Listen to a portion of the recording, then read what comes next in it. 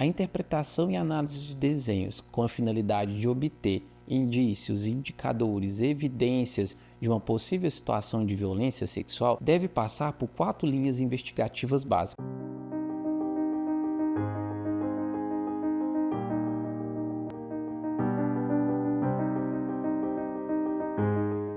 A interpretação e análise de desenhos com a finalidade de obter indícios, indicadores, evidências de uma possível situação de violência sexual deve passar por 4 linhas investigativas básicas. Que linhas que são essas? Primeiro, o contexto no qual essa criança ou adolescente está inserido. Segundo, o tema que foi representado nesses desenhos.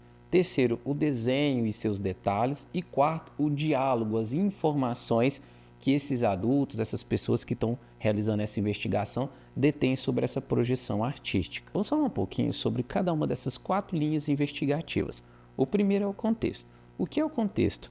O contexto é quando a gente leva em consideração, antes de analisar o desenho de uma criança, o local onde ela mora, a idade dessa criança, a escola que ela frequenta, o nível socioeconômico dessa família, a educação que essa criança teve, os hábitos religiosos, enfim, eu levo em consideração o contexto ao qual esse indivíduo foi formado. Por que é importante levarmos todas essas informações em consideração antes de partirmos para a análise e interpretação de desenhos? Primeiro vamos falar um pouquinho sobre a idade. A idade da criança vai impactar diretamente sobre a forma como a criança pensa, imagina e até mesmo fantasia sobre a experiência sexual. Ou seja, dependendo da criança, aquilo que a gente estava interpretando de uma forma literal pode ser uma experiência fantasiosa e inerente ao estágio de desenvolvimento que ela se encontra. Ou seja, eu só vou conseguir extrair uma informação segura se eu compreender em qual estágio de desenvolvimento psicossocial que aquela criança se encontra. O contexto familiar também é algo que precisa ser destacado. A família vai impactar diretamente a forma como a experiência psicossexual será elaborada por uma criança ou adolescente. Se essa criança ou adolescente ela for formada, ela se desenvolver em um ambiente familiar onde existe uma exposição muito grande à sexualidade, e quando eu falo exposição muito grande à sexualidade, não necessariamente tem que ser uma situação de violência, mas enfim, uma família onde existe uma liberdade maior em relação às questões de intimidade, isso pode fazer com que haja um amadurecimento precário dessa sexualidade infanto-juvenil. O contrário também pode acontecer. Famílias onde um adolescente é blindado sobre uma educação afetiva pode fazer com que este manifeste um atraso em seu desenvolvimento psicossexual. Tanto o atraso quanto o desenvolvimento precoce da educação afetiva influenciará diretamente esses desejos. Um outro ponto que precisa ser levado em consideração em relação ao contexto familiar é que, infelizmente, grande parte das experiências de violência sexual infanto-juvenil acontece dentro do ambiente familiar pelos próprios membros da família dessa criança ou desse adolescente. Então, obviamente, observar com atenção a experiência psíquica que essa criança tem em relação aos seus familiares é algo necessário para a gente compreender os seus desenhos. A segunda linha investigativa é os temas projetados nos desenhos. O que seria isso? Quando uma pessoa vai realizar um desenho, existe um tema central, ou seja, eu vou desenhar uma paisagem, eu vou desenhar a minha casa, eu vou desenhar a minha escola, eu vou desenhar o meu trabalho, enfim, existe um assunto naquela projeção e esse assunto ele é extremamente importante.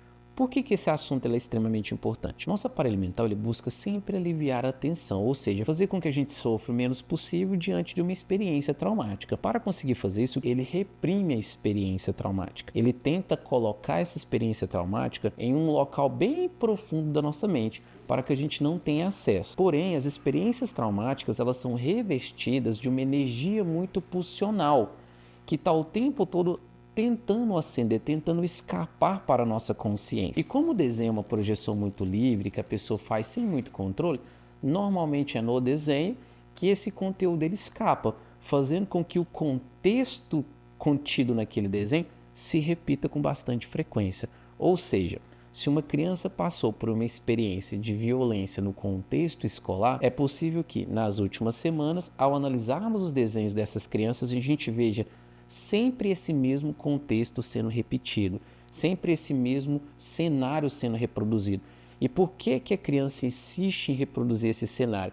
que é a forma como o aparelho mental dela conseguiu falar sobre aquilo, sem precisar usar a linguagem. Como já foi explicado nesse vídeo anteriormente, o desenho, ele dota a criança de uma capacidade de comunicação que ela não conseguiria ter através da fala, porque o conteúdo que ela iria falar seria muito angustiante, ele ia gerar muito sofrimento, gerar vergonha, gerar tensão. Porém, no desenho esses fenômenos não acontecem, ou acontecem numa frequência muito menor.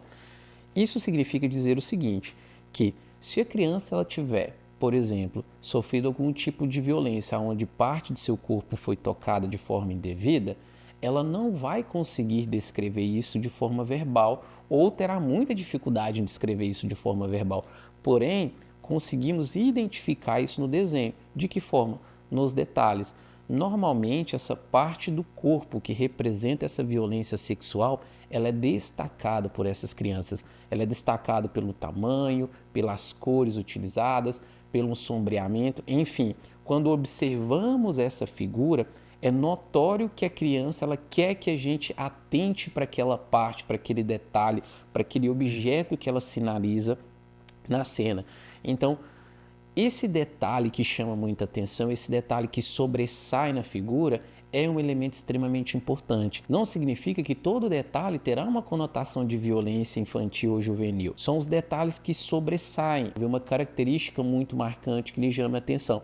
E normalmente essa característica, esse detalhe, está associado a alguma parte, alguma área sexual do corpo infantil ou juvenil. A quarta e última linha de investigação é o diálogo, é a conversa com a criança ou adolescente. Eu sei que a todo momento eu falei para vocês que o diálogo, a conversa é algo tensional, é algo que gera vergonha, é algo que gera desconforto para com essa criança. Mas esse diálogo, ele pode ser feito de uma forma a atenuar esse impacto. Por que da importância de insistir nesse diálogo, mesmo que a gente consiga apenas atenuar esse impacto, que essa experiência não vai deixar de ser desconfortável para esse indivíduo? Porque é esse diálogo que vai validar, é esse diálogo que vai corroborar o que já foi identificado nas linhas investigativas anteriores.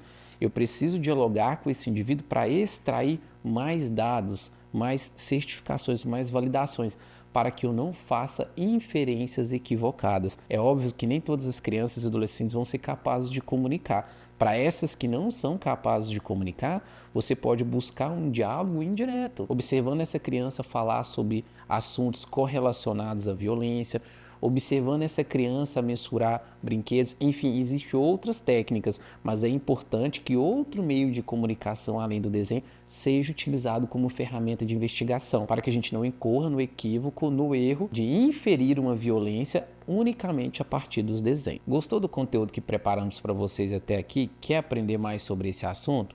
Ou ficou com alguma dúvida? Não se preocupe, eu tenho a solução para você. Aqui na descrição tem um link do nosso livro chamado Desenhos, a linguagem oculta da infância e adolescência. Neste livro você vai encontrar tudo o que precisa saber sobre como utilizar os desenhos para analisar e interpretar corretamente o desenho de qualquer criança ou adolescente. E se você é como eu, que gosta de ter um material audiovisual para acompanhar as leituras e assim complementar ainda mais os nossos estudos, nós da Ascendendo Saber preparamos uma semana inteira sobre análise e interpretação de desenhos.